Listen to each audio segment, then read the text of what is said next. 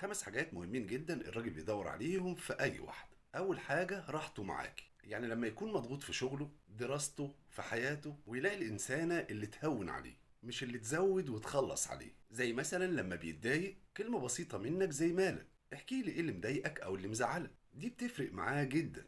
تاني حاجة هو تقديرك ليه، يعني لما يلاقيكي بتشجعيه وبتقدري الشيء اللي بيعمله علشانك حتى لو كان شيء بسيط جدا، هيحس وقتها بانه قادر يتغلب على كل الظروف علشان. يعني مثلا لو قالك انا عايز افتح مشروع بسيط صغير، المفروض تقولي له وانا معاك هنفكر سوا، بدل ما تقولي له كلام محبط زي انت ما بتزهقش من الكلام ده. الحاجة رقم 3 عفويتك وخفة دمك. مش شرط يعني تبقي ممثلة كوميدية علشان تضحكيه، انما الراجل بيفضل الواحدة اللي دمها خفيف، اللي بتعرف تضحكه وتكسر الروتين. يعني لما يكون زهقان المفروض تقولي له انت مهم جدا او لازم انك تغير جو وتشجعيه على ده. وطبعا لو انتوا كنتوا مخطوبين او متزوجين مفيش مانع ابدا انك تكوني معاه.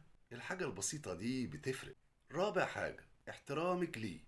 الراجل لما يحس بانك بتحترميه مش شرط تكلميه عن مشاعرك علشان تثبتي ده، هو هيفهم ده كويس من نظرة الاحترام اللي في عينيك. يعني مهم انك تقولي له كلمة حلوة لما تلاقيه بيحقق شيء كويس ليكوا او لنفسه.